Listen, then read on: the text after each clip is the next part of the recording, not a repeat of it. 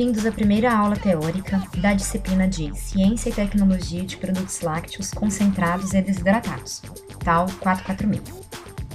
Vamos iniciar a nossa unidade discutindo a importância da concentração e desidratação para a indústria de alimentos. Depois, iremos definir o que vamos chamar de produtos lácteos concentrados e desidratados dentro do âmbito desta disciplina. E então, finalizaremos essa aula falando sobre algumas tendências e inovações neste setor. A primeira pergunta dessa disciplina é: por que precisamos realmente concentrar e desidratar o leite? A princípio, podemos dizer que é para promover a conservação da matéria-prima, o que não é errado, mas vamos ver que existem várias respostas para essa mesma pergunta. A primeira resposta dessa pergunta, ela se baseia nos nossos conhecimentos em microbiologia, e para entendermos melhor, iremos voltar à composição do leite bovino.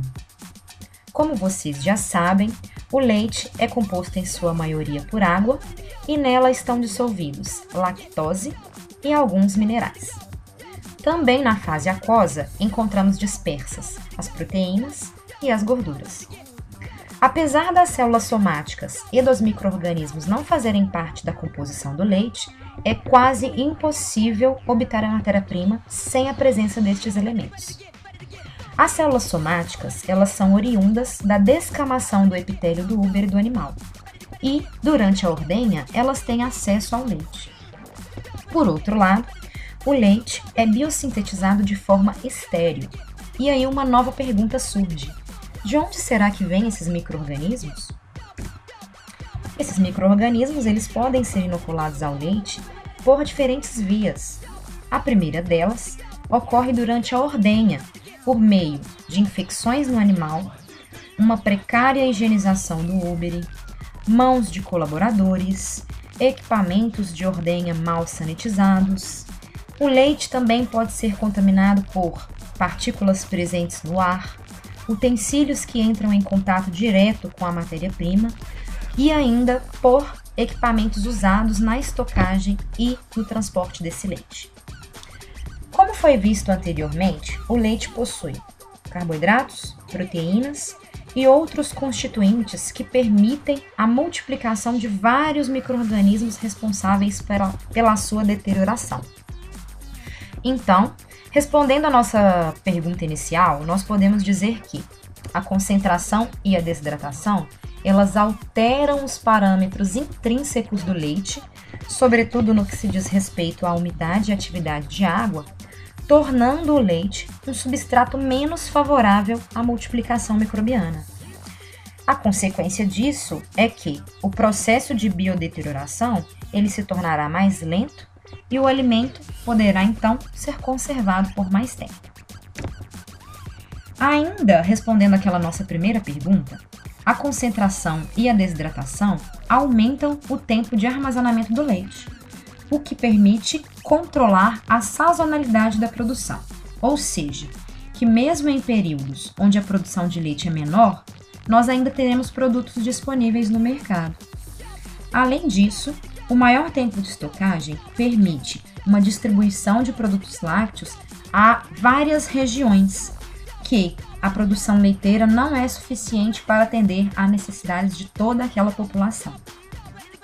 Ao mesmo tempo, a concentração ou a desidratação, ela remove grande parte da água do leite, o que reduz significativamente o seu peso e o seu volume. Dessa maneira, é possível transportar ou armazenar mais nutrientes lácteos em menores espaços e sem necessidade de refrigeração, reduzindo assim custos associados a transporte e armazenamento. Mais adiante, nós vamos estudar a produção de leite em pó e vocês irão perceber que o processo acontece em duas etapas. A primeira delas é o leite ele é primeiramente evaporado e na sequência desidratado. Isso é feito dessa forma porque a evaporação prévia do leite antes da secagem reduz drasticamente os gastos energéticos de produção. Em outras palavras, isso significa produzir mais gastando menos energia. Os métodos de concentração do leite, em particular os métodos atuais, eles permitem também fracionar o leite em seus constituintes, o que permite a obtenção de novos produtos e novos ingredientes com novas funcionalidades. Pesquisas científicas demonstram que substâncias presentes no leite apresentam efeito anticâncer, antidiabético e antiobesidade. E apoiado nesse sentido, a indústria farmacêutica tem desenvolvido diversos nutracêuticos à base de compostos lácteos. Ainda podemos também empregar as proteínas do leite para proteger, carrear ou liberar de forma controlada substâncias de interesse medicinal como óleos, vitaminas e polifenóis, utilizados no tratamento ou prevenção de certas doenças. Para que isso aconteça, essas substâncias precisam ser encapsuladas pelas proteínas do leite, o que é conseguido por meio de técnicas de secagem. E por último, não podemos esquecer a importância que os produtos lácteos concentrados ou desidratados representam para a nossa economia nacional. Segundo um relatório do Departamento de Agricultura dos Estados Unidos, no ano de 2019, o Brasil foi o quarto maior produtor de leite em pó no mundo, com uma produção estimada de aproximadamente 585 mil toneladas. Ainda segundo esse mesmo relatório, havia uma projeção de crescimento em torno de 3% para o ano de 2020. No entanto, esse número ele foi afetado em consequência da pandemia provocada pelo novo coronavírus. Como essa disciplina ela é uma disciplina de produtos lácteos concentrados e desidratados, nós precisamos então definir o que iremos chamar de produtos concentrados e produtos desidratados. Para estabelecermos uma diferença entre essas duas classes, o primeiro ponto de partida são os regulamentos técnicos, onde é possível encontrar essas definições. Segundo a Portaria 354 de 1997, o doce de leite ele é definido como um alimento produzido a partir da concentração do leite, o que nos leva a pensar que se trata de um produto concentrado, certo? Já a Instrução Normativa 47 de 2018, ela diz que o leite condensado é obtido pela desidratação, o que nos induz a pensar em um alimento desidratado.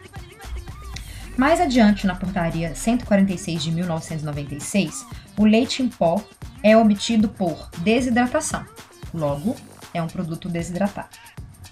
Apesar dessas definições serem bastante difundidas, se analisarmos bem criticamente, o leite condensado ele tem características mais próximas às do doce de leite do que as do leite em pó, correto? Assim, seria mais lógico classificar o leite condensado como um produto concentrado, apesar da instrução normativa sugerir o contrário. Por outro lado, analisando ainda a Instrução Normativa 28 de 2007, o composto lácteo, que é um alimento obtido por mistura, apenas é dito essa informação, não passando informações sobre a forma de produção, o que torna difícil classificá-lo usando essa instrução normativa. Uma vez que não ficou muito claro o que é concentrado ou desidratado pela legislação, nós vamos recorrer ao dicionário. Os termos concentrar e desidratar, ambos se referem à remoção de solvente, ou seja, a água. E o princípio, os dois termos parecem ser bem similares.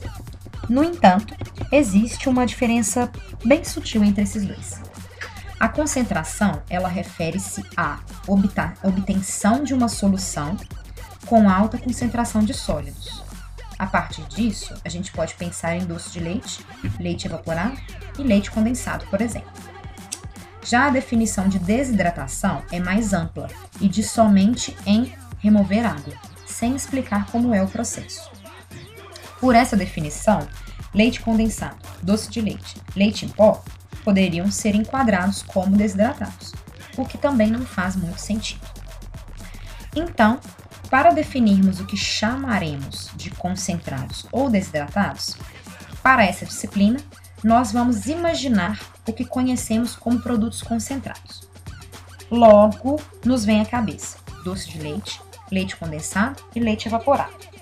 O que esses produtos apresentam em comum é uma consistência sólida, pastosa ou fluida.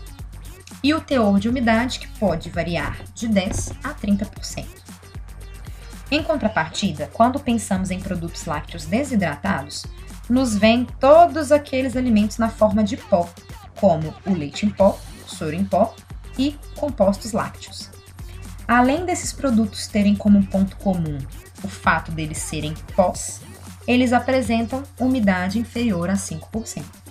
Então, dessa maneira, para essa disciplina, produtos lácteos concentrados são aqueles que apresentam umidade superior a 10% massa-massa, cujo processo de produção envolve a concentração dos sólidos por meio de técnicas de filtração ou acréscimo de substâncias alimentícias solúveis e evaporação.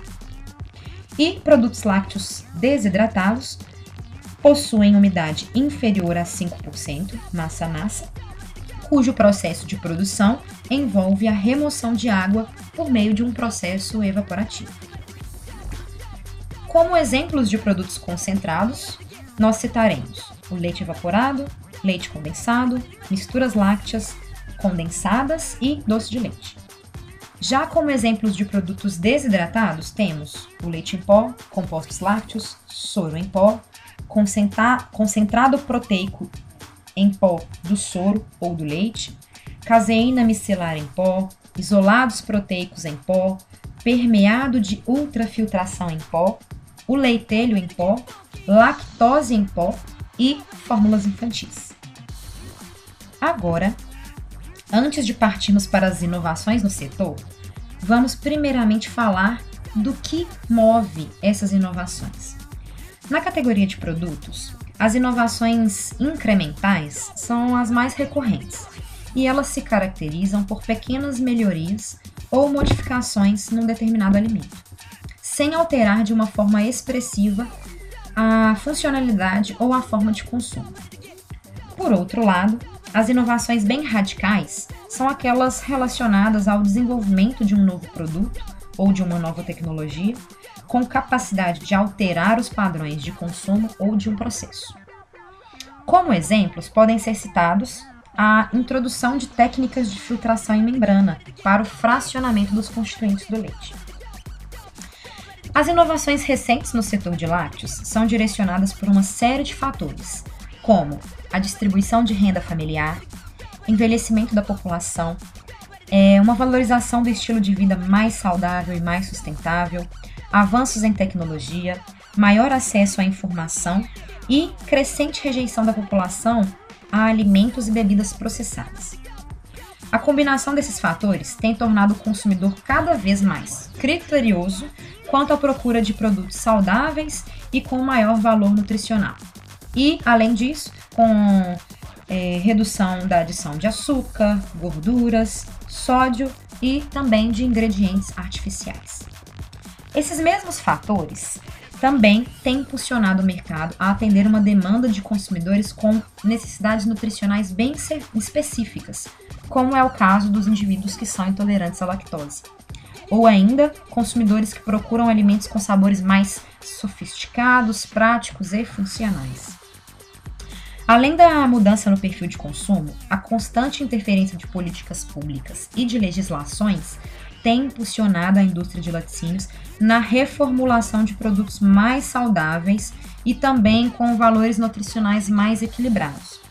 Podemos citar como exemplo um plano do Ministério da Saúde, chamado de Plano de Redução de Açúcares em Alimentos Industrializados, que possui como uma meta reduzir aproximadamente 144 mil toneladas de açúcar em alimentos até o ano de 2022.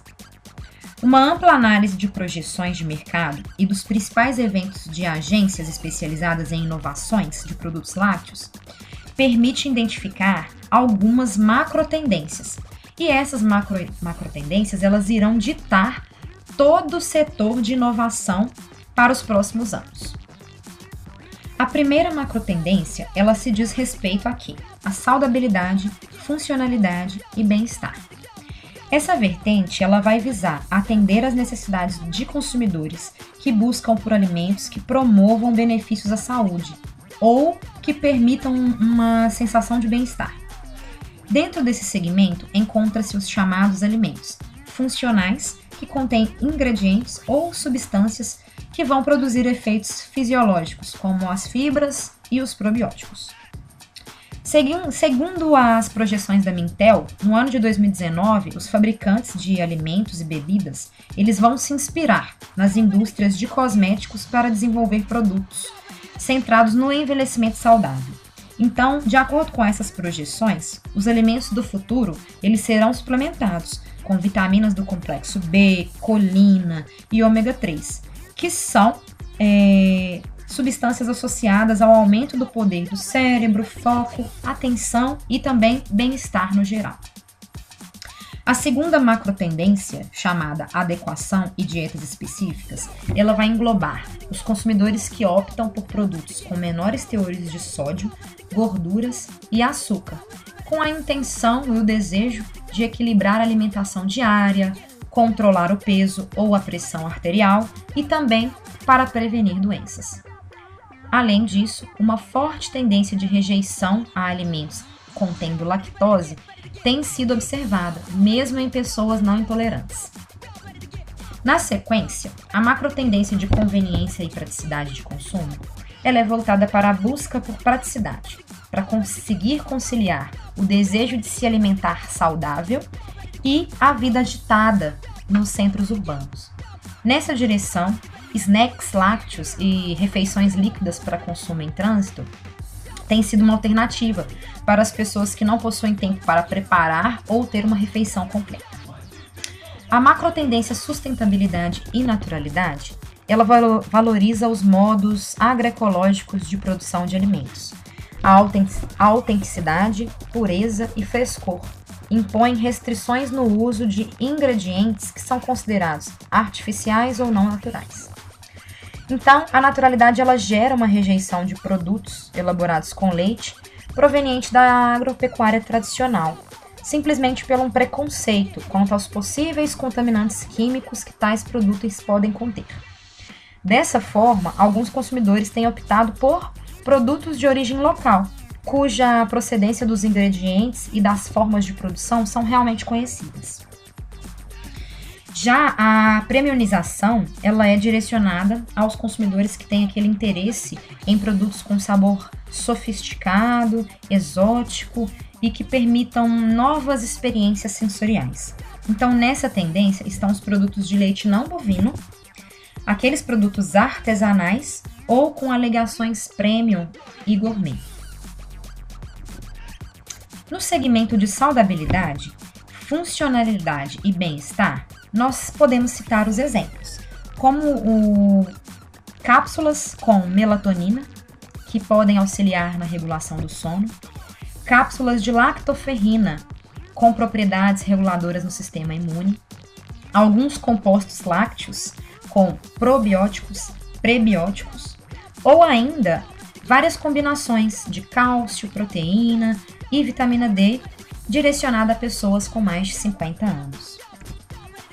Como exemplos de produtos que vão representar a macrotendência adequação e dietas específicas, nós podemos encontrar as fórmulas infantis produzidas com leite extensamente hidrolisado para lactentes com alergia às proteínas do leite de vaca, alimentos infantis produzidos com leite de cabra, o leite condensado zero açúcar e maior teor de proteínas, as proteínas do soro e também caseínas isoladas para atletas e produtos zero lactose.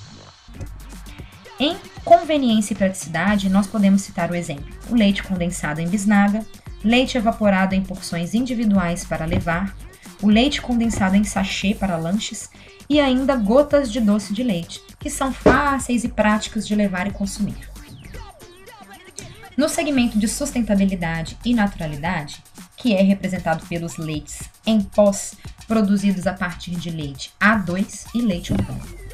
Sobremesas também que são produzidas de forma artesanal, como os doces de leite em barra ou pastoso, eles também vão entrar nessa categoria.